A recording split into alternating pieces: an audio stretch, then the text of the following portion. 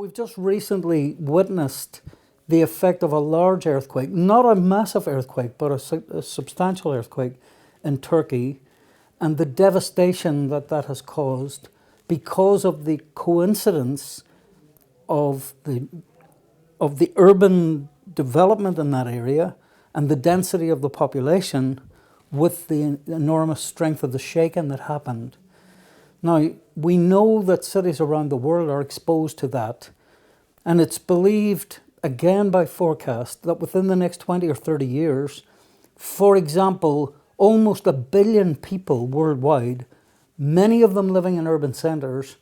will be exposed to that type of shaking. In Turkey, there were a lot more people killed than one would have expected if the same earthquake had happened in Japan, for example. So what we realise is that the risk, and let's call risk, the interaction between the type of buildings that people live in and the type of shaking that the earthquakes produces an outcome which can be completely controlled by making the buildings different. Building in places where we know the ground won't shake as much as in other places, choosing the places where the ground won't shake as much. By combining this with an understanding of the way in which different buildings behave differently to different hazards, we are able to take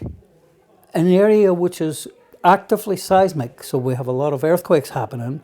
and we can put buildings in there which won't kill people when the ground shakes because they've been built properly to account for that.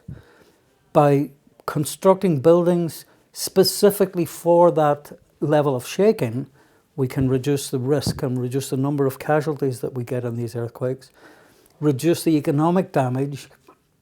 reduce the destruction of people's lives and livelihoods as a result of that. So it's clear that without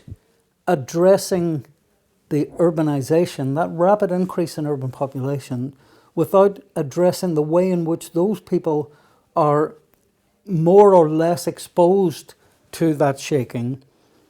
then we could end up with urbanization producing a very large increase in disaster risk.